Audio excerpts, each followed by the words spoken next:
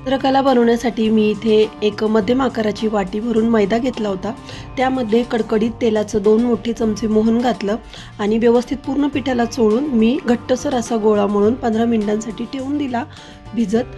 त्यानंतर 250 ग्रॅम मी खवा घेतला ताजा फ्रेश आणि त्यामध्ये ना 50 ग्रॅम साखर घातली, थोडीशी वेलची पूड टाकली, थोडेसे ड्राय फ्रूट टाकले आणि अर्धी वाटी किसलेलं एकदम बाळलेलं खोबरं बारीक किसून घातलं आणि सर्व काही 5 ते 7 मिनिटांसाठी असं परतवू दिलं गॅसच्या कमी आचेवरती आणि थंड होऊ दिलं आणि त्याचं असं एकदम असं मस्त सारण तयार केलं। त्यानंतर मी भिजवलेल्या मैद्याची या पद्धतीने अशा छोट्या छोट्या लाट्या करून घेतल्या। त्यानंतर त्याच्या एकदम छोट्या छोट्या पातळ अशा पाऱ्या लाटून घेतल्या। तर पाऱ्या ह्या आपल्याला जास्तीत जास्त पातळ लाटायच्या आहे। तर एकदम पातळ अशा मी पाऱ्या लाटून घेतल्या आणि त्यामध्ये 1 चमचा मी सेट केला होता सारण भरण्यासाठी। त्या चमच्याने मी यात 1 चमचा भरून असं सारण भरलं। सारण भरल्यानंतर आपल्याला कडेला पाणी लावायचं आहे आणि पाणी लावल्यामुळे काय होतं मग चंद्रकला आहे ना अशा खोलत नाही, एकदम पॅक बसतात। तर मी पाणी लावलं आणि आता मी याच्या हाताने मुरड घालणार आहे। तर मुरड घालणं काही अवघड नाही आहे, 1-2 चंद्रकला बनवल्यानंतर आपण लगेच शिकून जातो। आणि हे बघा अशी या पद्धतीने मी पटापट अशी मुरड घातली हाताने। काही मी गोल आकाराच्या बनवल्या तर काही अशा करंजीच्या आकाराच्या बनवल्या, खूप सुंदर दिसतात, खूप खुसखुशीत लागतात। चित्रकला बनवण्यासाठी मी इथे एक मध्यम आकाराची वाटी भरून मैदा घेतला होता।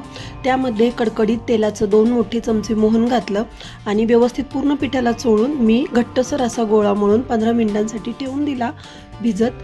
त्यानंतर 250 ग्रॅम मी खवा घेतला ताजा फ्रेश आणि त्यामध्ये ना 50 ग्रॅम साखर घातली, थोडीशी वेलची पूड टाकली, थोडेसे ड्राय फ्रूट टाकले आणि अर्धी वाटी किसलेलं एकदम बाळलेलं खोबरं बारीक किसून घातलं आणि सर्व काही 5 ते 7 मिनिटांसाठी असं परतवू दिलं गॅसच्या कमी आचेवरती आणि थंड होऊ दिलं आणि त्याचं असं एकदम असं मस्त सारण तयार केलं।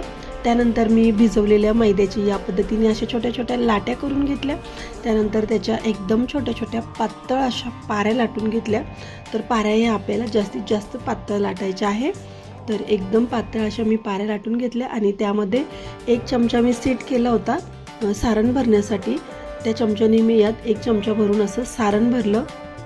सारण भरल्यानंतर आपल्याला कडेला पाणी लावायचं आहे आणि पाणी लावल्यामुळे काय होतं मग चंद्रकला आहे ना अशा खोलत नाही, एकदम पॅक बसतात।